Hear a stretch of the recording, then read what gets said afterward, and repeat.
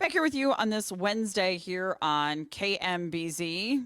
The director of schools for 160, this is 160 Driving Academy, and they have a trucking school in Lenexa. Fascinating system here addressing a problem that we've got nationally. And Madeline Crider now joins us on the line. Hi, Madeline. Thanks for coming on with us. Hi, thanks for having me. So first of all, before we go into exactly what the school does and how they're addressing the national shortage, talk to us about the problem. What issue do we have right now with a lack of truck drivers? Yeah, truck drivers, as I'm sure everyone knows, are vital to the infrastructure of the country. And right now there's a huge shortage of them. There has been a huge shortage of them for quite some time. And there's a few reasons for that. More regulations in the industry surrounding drug testing and driving history and things like that. As the federal government has put more regulations in place, that's obviously prohibited people from getting their CDL or taken CDLs away from previous drivers. Another issue is the kind of age of the industry. We have a lot of older truck drivers who are hitting that retirement age and getting out of the workforce, and not as many young people pursuing a CDL and coming into this industry. 60 Minutes did a piece last year on self-driving trucks. What do you say to someone who looks at something like that and says, that's just going to take my job in the end anyway, why should I get into this business? Yeah, that's a great question, and one I actually get asked a lot during, interviews. If I'm bringing someone on board to the company, I know Steve Gold, our owner, also gets asked that question a lot. And technology is progressing every day, but we don't believe that will be a threat to the American truck driver anytime in the near future. I think there's a lot. There's a lot to be done in terms of getting the technology up to par, managing how safe that is, and licensing and ensuring these companies that are going to be using these trucks. And then obviously it's very cost prohibitive. There are very few companies out there who could go and completely replace their truck fleets with these super expensive self-driving trucks. So it's definitely, cool to see them and cool to see the prototypes, but we don't think it's going to impact truck drivers anytime in the next several decades. We'll go further into the academy here in a minute, but another thing that comes up in terms of increasing or deepening the pool of eligible truck drivers goes to age. And we've heard proposals in the past about letting, kids as young as 18, and I call them kids because they feel like that, but adults as young as 18 get behind the wheel of some of these bigger trucks. And more experienced drivers tell us they have concerns about that. What do you think about that as a way to open up the pool a little bit more? Yeah, I think it's a fantastic idea. It's obviously a big pool of people that we don't have access to. So right now you can still get your CDL at 18, but you're limited to only driving in state. So I'm here in Chicago, for example, and if I was 18 and had my CDL but couldn't leave the state of Illinois, it'd be very hard for me to find a job. And once you hit 21, then you can go intrastate or interstate, and the job possibilities are endless there. So I totally understand the nervousness surrounding putting young people in vehicles for sure. But I think it all boils down to training and what kind of institutions and schools these people are going to, and as long as they are going to a reputable school and getting good training, and then going to a company that's going to further that training and manage them safely, I don't think there is a massive risk there in terms of an 18-year-old versus a 30-year-old. What are the most common objections you hear toward pursuing a CDL? Oh, that's a good question. We don't hear a lot of pushback on it. I think it's a great opportunity for people. It's, a really high paying job. If you have a CDL, you're likely never going to be unemployed for the rest of your life. But I think the biggest objection we get is the cost of CDL training. A lot of people are coming from being unemployed or underemployed and don't have the funding to to pay for that CDL school. But apart from that, really, a lot of people are super interested in the industry, want to get into it, and just need to figure out a way to get that tuition money together. All right, so talk to us about 160 Driving Academy. We were just talking about some of the ways that and some of the benefits that you try to put in front of people to get them to enroll.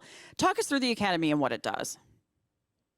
Yeah, so 160 Driving Academy has been around for now almost 11 years. Will be 11 years in July. And the idea was started as a way to, or 160 was started as a way to make truck driver training more accessible to individuals. Previously, the industry has been made up of schools that have 4 or 5 locations throughout the United States, and they're going to have to be bussed into whatever city, put up in a hotel for 4 to 6 weeks away from their family, and that's how they, again, traditionally got their CDL, and that's not feasible for a lot of people for childcare. If they have jobs, on second or third shift, they're not able to do that. So we wanted to make it really accessible for students, and that's why we have branches all across the U.S. We have 140 schools from California all the way out to New Jersey, and also why we want to help people with the payment process. So whether that's through sponsorships from trucking companies that we work with, sponsorships from local government agencies, workforce agencies that will sponsor job training, or loan programs that we offer as well. So our whole objective is to make the process of going to school and getting into school as easy as possible for people. Once you're actually, I'm sorry, go ahead. No, go ahead.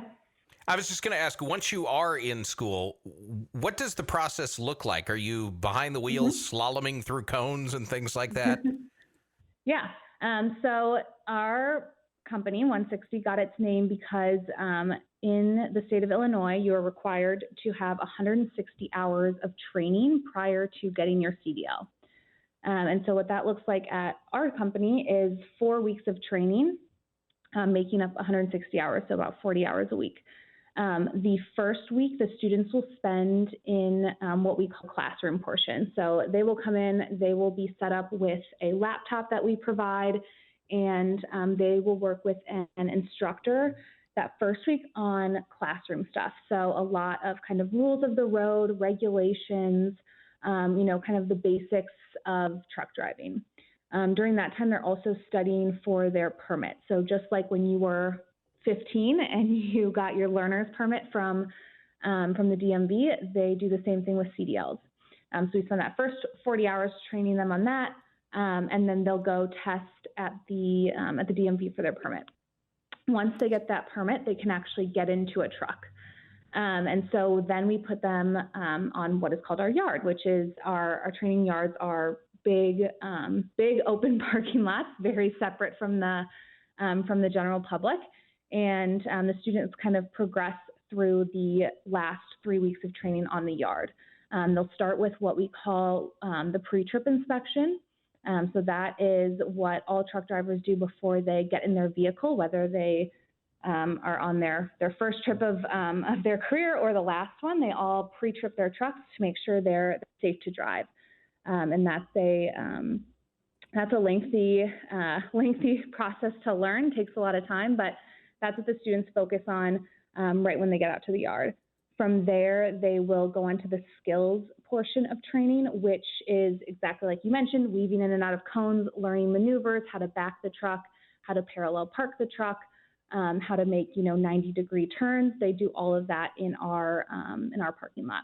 They'll also start to learn how to shift. Most of our students are trained on manual trucks, so they'll start to learn the shifting process when they're in the training yard. Then usually by the end of their second week, so they've had 2 full weeks in the yard, then they'll start to go actually out on the road and learn to drive with traffic and other drivers out there. And then once they hit that 160 hours, and we feel that they are proficient. They will go to the DMV in their state to attempt to take the test. And then hopefully they pass the first time, but if not, we'll bring them back for some more training, work on what they didn't get, and then make sure they graduate, and then they are, good to go. We also offer job placement on the back end, so we want all of our students to obviously graduate with a job. That's why they're getting their CDL, and so we work closely with a lot of companies to give them those opportunities as well. Talking with Madeline Crider, Director of Schools for 160 Driving Academy. Madeline, what's recruitment been like? Are you having an easy time getting people to fill these slots that you have available? Yes, I would say we have a ton of interest, more than ever before. We have a call center team that takes all of the inbound leads from our website, and they are super busy. We've had to hire more call center representatives just to keep up with the call volume we're getting. So people are definitely interested. We are super busy at all of our schools and have had record enrollments so far in 2023.